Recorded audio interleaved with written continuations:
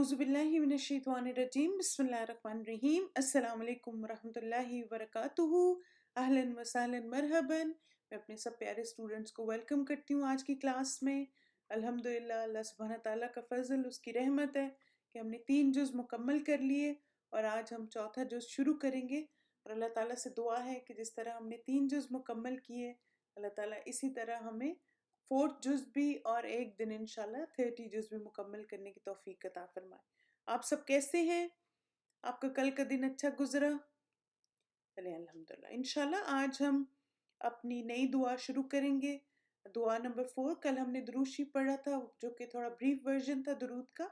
آج ایک اور درود شریف کا ورژن ہے، انشاءاللہ تعالیٰ اس کو ہم سیکھیں گے اور کوشش کریں گے کہ اس کو اس طرح سیکھیں کہ اپنی دعاؤں اور اذکار کا ایک اہم حصہ ہم درود شریف کو بنائیں۔ پھر ریڈی ہے سب؟ الحمدللہ شروع کرتے ہیں۔ بسم اللہ نحمدہ ونصلی علی رسولہ الکریم، اما بعد اعوذ باللہ من الشیطان الرجیم، بسم اللہ الرحمن الرحیم۔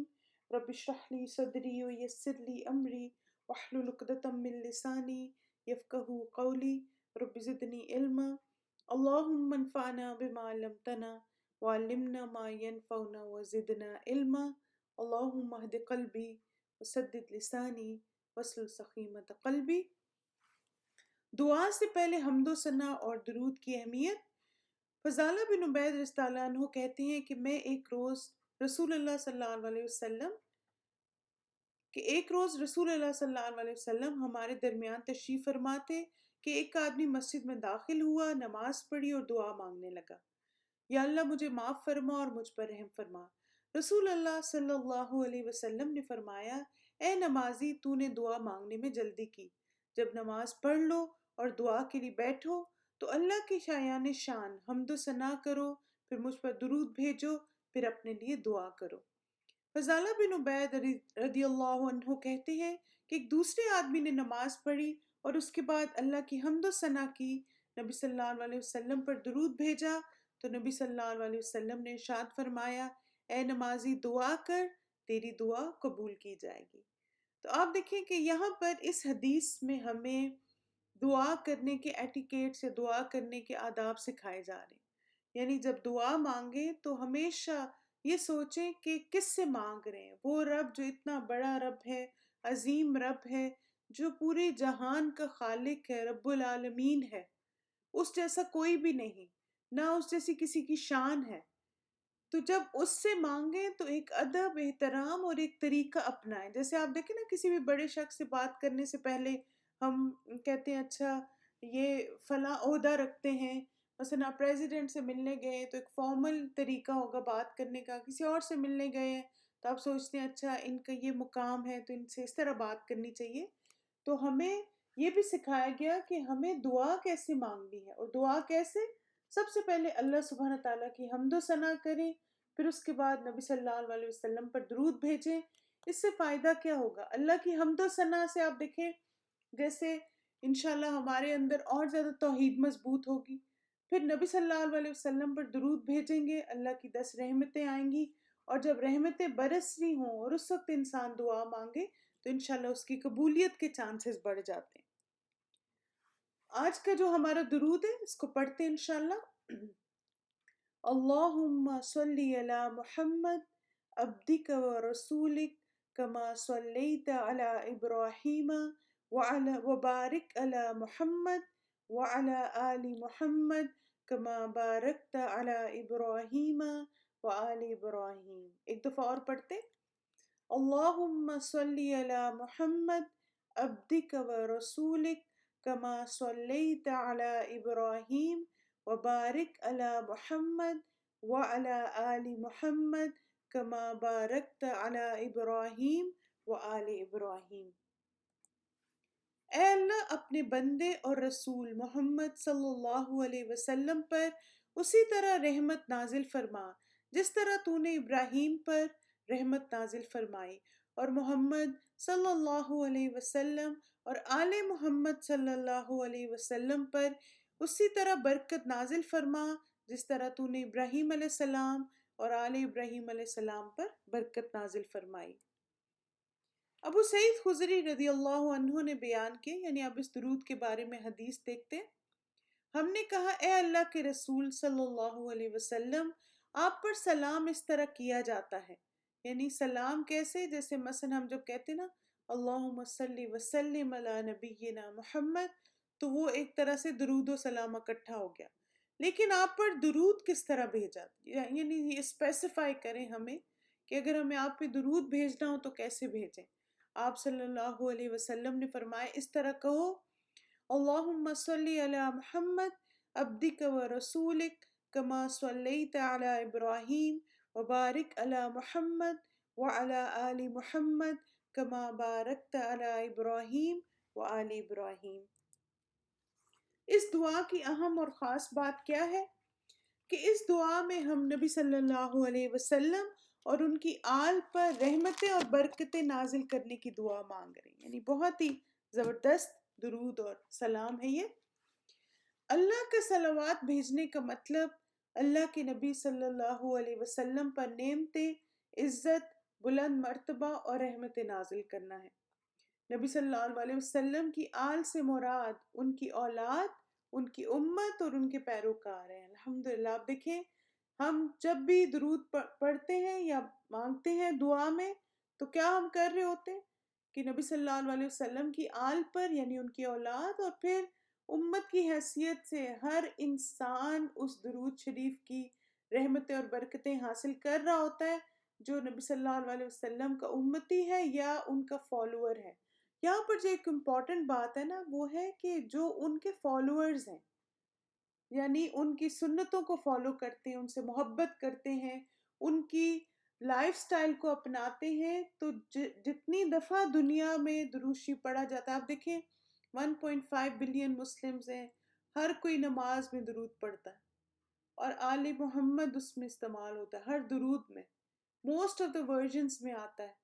آپ سوچیں کہ ہر مسلمان جو ہے نا وہ ایک طرح سے نبی صلی اللہ علیہ وسلم کے لیے بھی اور پھر ساری آل کے لیے جس میں ان کی اولاد اور ان کی امت اور ان کے فالوورز شامل ہیں، تو اللہ سبحانہ تعالیٰ ہمیں صحیح معنوں میں یہ حق ادا کرنے کی توفیق عطا فرمائے۔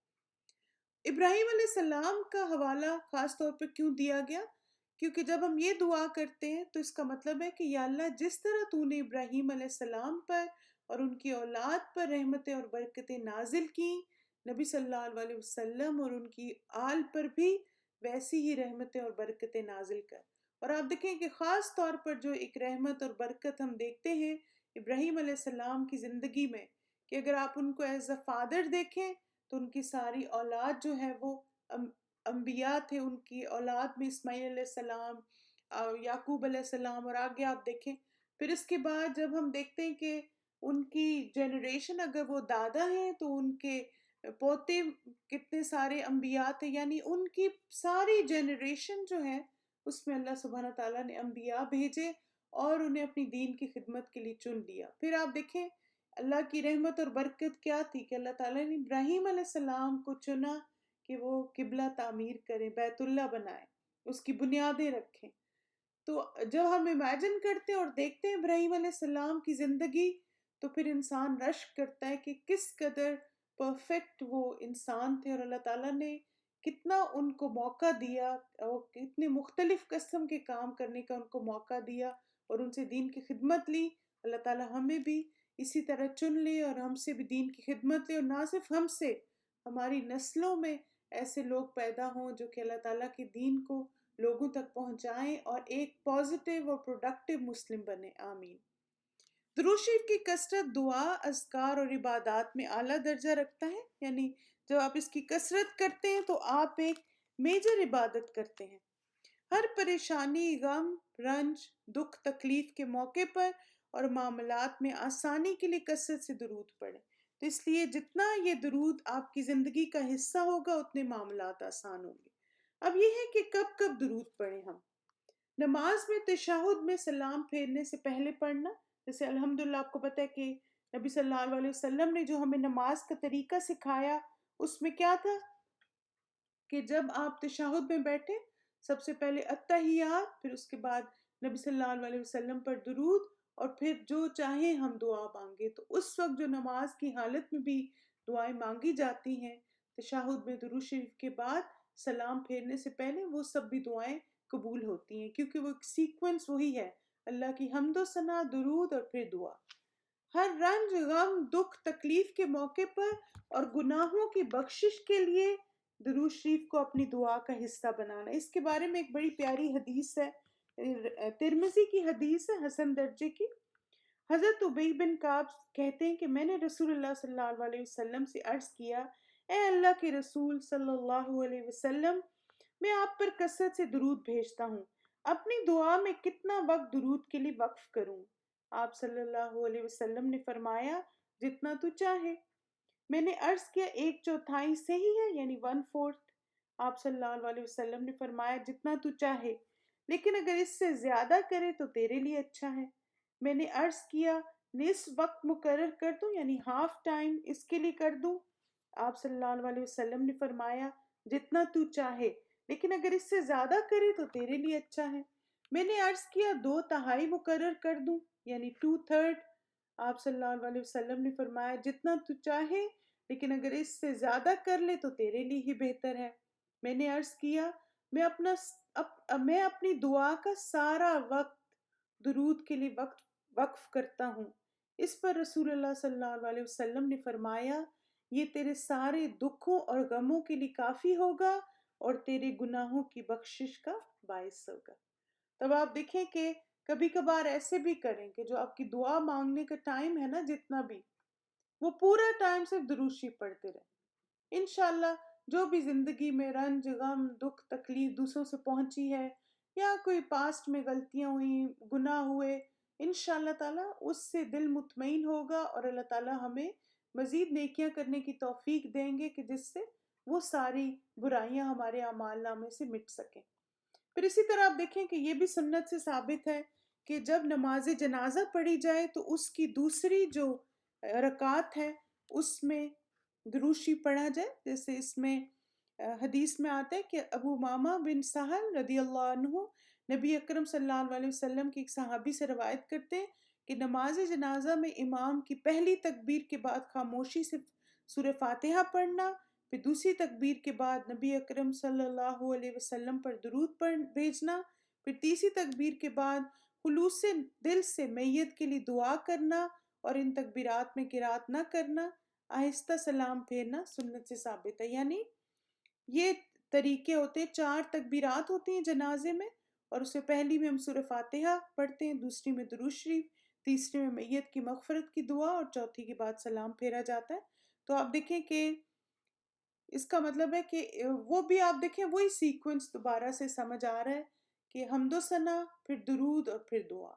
تو یہ ساری چیزیں جب ایڈ کی جاتی ہیں نا عبادت میں تو اس کی قبولیت کے چانسز کو بڑھا دیتی ہیں۔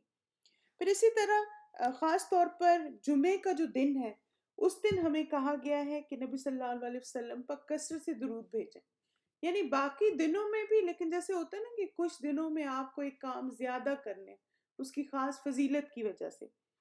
یہ ایک اور حدیث ہے، الحاکم اور بیہقی میں آئی ہے، صحیح درجے کی حدیث ہے۔ حضرت ابو مسعود انصاری رضی اللہ عنہ کہتے ہیں کہ رسول اللہ صلی اللہ علیہ وسلم نے فرمایا، جمعے کے روز مجھ پر کثرت سے درود بھیجا کرو، اور جو آدمی جمعے کے روز مجھ پر درود بھیجتا ہے وہ میرے سامنے پیش کیا جاتا ہے۔ یعنی خاص قسم کے فرشتے ہیں جو کہ نبی صلی اللہ علیہ وسلم تک ہمارا درود جو ہے وہ لے کے جاتے ہیں۔ تو جمعے کے دن باقی تسبیحات اور عبادات کے ساتھ ایک وقت خاص طور پر درود شریف کے لیے ضرور وقف کریں۔ پھر اسی طرح دعا مانگنے سے پہلے حمد و ثنا کے بعد درود پڑھنے کا حکم ہے، یعنی دعا کی قبولیت، جیسے ہم نے کہا نا کہ دعا کی قبولیت کے چانسز بڑھ جاتے ہیں، جیسے ابھی ہم نے شروع میں حدیث بھی پڑھی کہ نبی صلی اللہ علیہ وسلم نے کہا کہ اے نمازی، مانگ جو مانگے گا وہ تجھے دیا جائے گا۔ تو اس لیے نماز کے بعد بھی، نماز کے دوران بھی ہم یہ کرتے ہیں، اور پھر جب بھی درود پڑھیں اس سے، یعنی جب بھی دعا مانگیں اس سے پہلے درود و سلام کریں۔ پھر اسی طرح آپ دیکھیے کہ اللہ کی رحمت حاصل کرنے کے لیے ایک طریقہ ہمیں بتایا گیا کہ جب بھی رسول اللہ صلی اللہ علیہ وسلم کا نام سنا جائے تو ہمیں درود شریف پڑھنا ہے، اس سے اللہ کی رحمت حاصل ہوگی۔ جیسے ایک حدیث میں یہ بھی کہا گیا کہ جو نہیں پڑھتا تو وہ بخیل ہے، یعنی یہ بخل ہے انسان کا کہ اگر وہ نبی صلی اللہ علیہ وسلم کا نام سنے اور وہ درود شریف نہ پڑھے۔ اسی طرح آپ دیکھیے کہ نبی صلی اللہ علیہ وسلم نے ایک اور بھی حدیث میں ہمیں پتہ چلتا ہے کہ آپ صلی اللہ علیہ وسلم نے فرمایا کہ میری قبر کو میلہ نہ بناؤ اور نہ ہی اپنے گھروں کو قبرستان بناؤ، تم جہاں کہیں بھی ہو مجھ پر درود بھیجتے رہو، تمہارا درود مجھ تک پہنچا دیا جاتا ہے۔ یعنی یہ بات ثابت ہے کہ ہم کہیں بھی پڑھیں، کہیں بھی گھر میں یا ایون مدینہ میں جا کے یا مکہ میں یا جہاں بھی عبادت ہم کر رہے ہیں مسجد میں، درود پڑھنا نبی صلی اللہ علیہ وسلم کو پہنچا دیا جاتا ہے۔ تو اس لیے انشاءاللہ اب ہم کوشش کریں گے کہ ایک جو مختصر سی دعا ہے اس کا اتنا اجر و ثواب ہے تو ہم اس کو اپنی زندگیوں کا حصہ بنائیں گے۔ اسی طرح ایک طبرانی کی حدیث ہے حسن درجے کی کہ ابو دردہ کہتے ہیں کہ رسول اللہ صلی اللہ علیہ وسلم نے فرمایا جس نے 10 مرتبہ صبح اور 10 مرتبہ شام مجھ پر درود بھیجا اسے قیامت کے دن میری سفارش حاصل ہوگی۔ تو اس لیے آپ دیکھیں کہ جتنا زیادہ درود و سلام بھیجیں گے انشاءاللہ تو قیامت کے دن بھی درجات کی بلندی ہوگی۔ ٹھیک ہے، چلیے اب ہم انشاءاللہ اس دعا کو یاد کرنے کا آسان طریقہ سیکھتے ہیں۔ اللہم صلی علی محمد، اے اللہ رحمت نازل فرما محمد صلی اللہ علیہ وسلم پر، عبدک و رسولک اپنے بندے اور رسول، کما صلیت علی ابراہیم جس طرح تو نے ابراہیم علیہ السلام پر رحمت نازل فرمائی، وبارک علی محمد اور برکت نازل فرما محمد صلی اللہ علیہ وسلم پر، وعلی آل محمد اور آل محمد صلی اللہ علیہ وسلم پر، کما بارکت جس طرح تو نے برکت نازل فرمائی علی ابراہیم ابراہیم علیہ السلام پر، وآل ابراہیم اور آل ابراہیم پر۔ جزاکم اللہ خیرا کثیرا، بارک اللہ فیکم، سبحانک اللہم و بحمدک، اشہد ان لا الہ الا انت، استغفرک و اتوب الیک۔ السلام علیکم ورحمۃ اللہ وبرکاتہ۔